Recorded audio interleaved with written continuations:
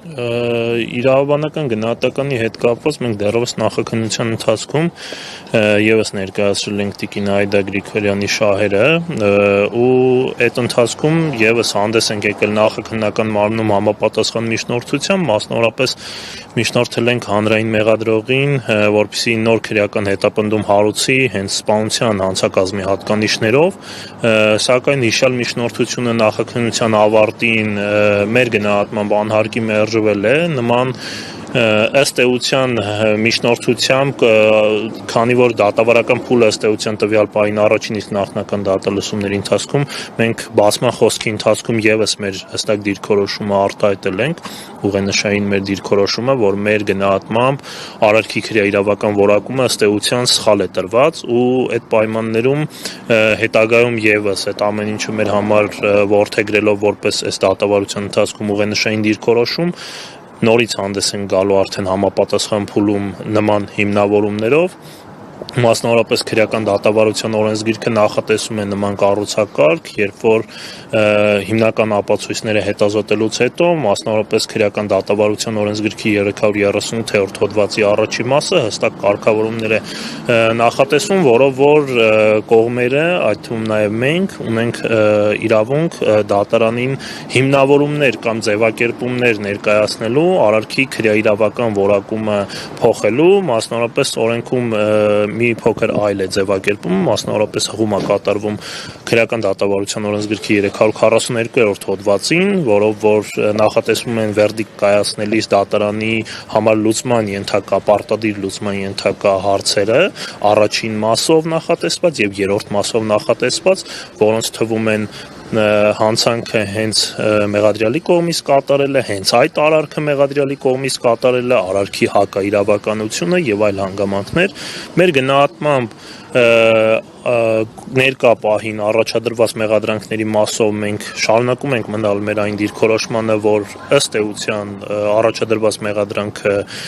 չի համապատասխանում փաստական առումով եւ քրեաիրավական գնահատականի առումով, ուստի նման միջնորդությամբ համապատասխան փուլում կրկին հանդես են գալու։ Ծեծը առանձնակի դաժանությամբ է եղել։ Ծեծ չի եղել, այս փուլում առանձնակի դաժանություն եւ նման այլ որակյալ հատկանիշների մասին խոսել մեր գնահատմամբ տեղի է ունեցել սպանություն, որովհետեւ թե Վճռաբեկ դատարանը, թե Մարդու իրավունքների եվրոպական դատարանը մի շարք նախադեպային որոշումներով հստակ նախադեպային դիրքորոշում են ձևավորել, որ եթե տվյալ իրադրությունում, մասնավորապես կռվի իրադրությունում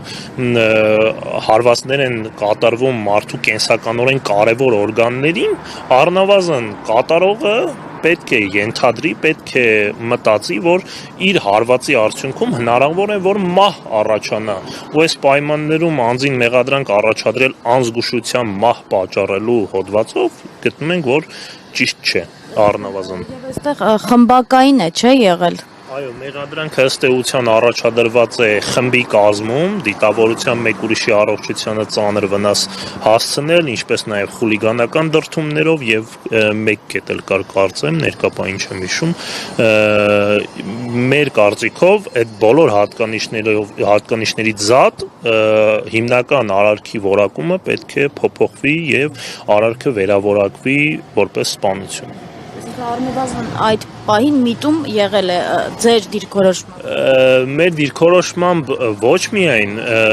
օբյեկտիվ իրականությունում պետք է գնահատենք փաստերը եւ օբյեկտիվ իրականությունը հենց դա է վկայում, հենց հայտնի տեսագրությունը, որը որ հրապարակվեց դեպքից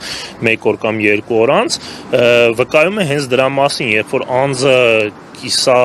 ծնկած վիճակում է եւ նորից հարված է ստանում կենսականորեն կարևոր օրգանի գլխի հատվածում։ Դա վկայում է մի բանի մասին, որ եթե ծեծը տեղի է ունեցել ու անձը կիսածնկած վիճակում է, նորից շարունակվում է, այսինքն դիտավորությունը դեռ չի սպառվել ըստ էության անձին վնաս հասցնելու, իսկ հարվածել կենսականորեն կարևոր օրգանին, դա վկայում է մի բանի մասին, որ առնվազն այստեղ առերևույթ անձը պետք է գիտակցեր, որ իր գործողությունների արդյունքում, այո, իր գործողությունների արդյունքում անձին կարող է պատճառվել մահ։ Ես փաստաբանների պալատի փաստաբան Ապրես Գրիգորյան։ Շնորհակալ։ Ես եւս շնորհակալ եմ։